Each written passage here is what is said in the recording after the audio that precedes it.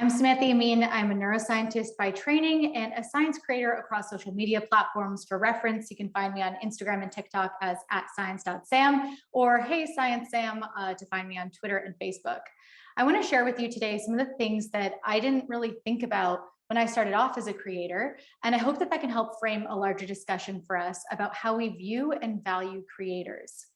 First, I want to say it's a pretty unconventional career path to go from doing a PhD, studying brain cells under a microscope, to being a content creator, but it's one I truly fell into. I started using Instagram about 5 years ago because I wanted to break down barriers to accessing science and bring it to where people already were, which of course was on social media. I'm the only scientist in my family and really in my close friend group, and I wanted them to see what I was working so hard doing in the lab and help them see all of the things that went into making something a scientific fact. At the time, there were some, but not many people with my specific background as a wet lab researcher using the platform in this way to be really a portal into the scientific process.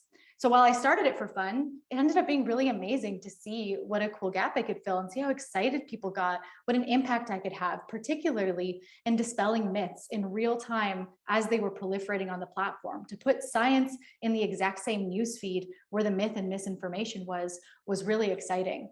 And now, as you can probably imagine, the appetite for this has only grown over the course of the pandemic. And while I originally, my content was very much about light, evergreen science, in January 2020, I started what was supposed to be a one-week series about the new coronavirus.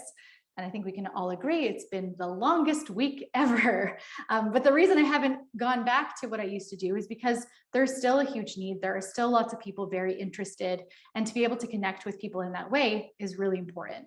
So while there's lots of criticisms to give to social media, and I'm sure we'll get into some of them, I cannot understate how rewarding it can be to be able to connect with people in this way, to build relationships with people you otherwise wouldn't ever be able to meet. In my case, to be a scientist for someone who otherwise doesn't know a living scientist directly. Being able to help thousands of people connect with evidence to get a life-saving vaccine during a pandemic, that's more than I'd ever hoped of being able to ask of my career. And that's really why I do what I do. But I think as we continue to demonstrate the impact of our work as creators, it's important we acknowledge the huge gaps in how it's valued.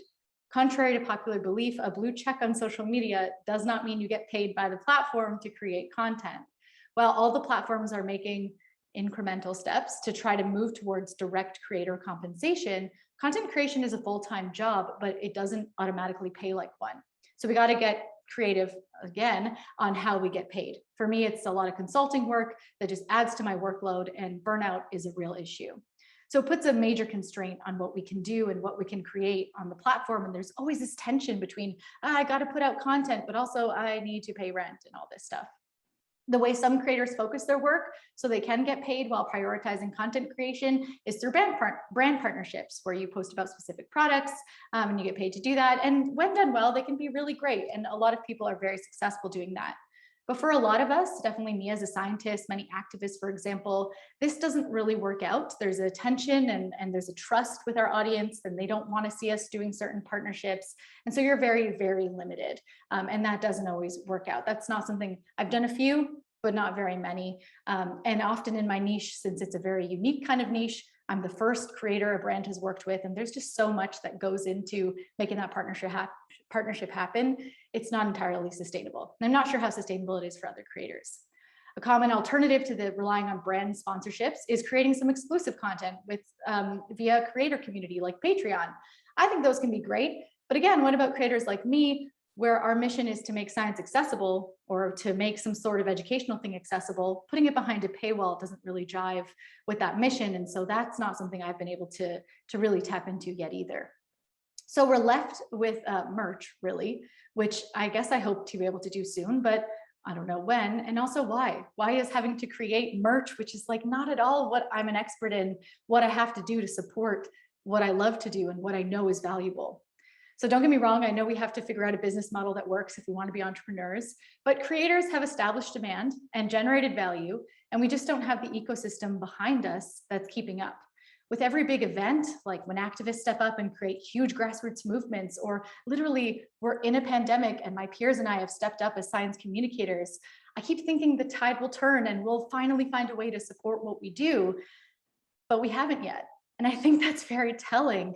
And it's definitely sent a kind of sad signal to me as a science communicator and a creator, that even in this time when I've been able to reach millions of people a month, connecting them with important information, I still haven't been able to get any kind of grant or any like sustainable support beyond all of my side hustles.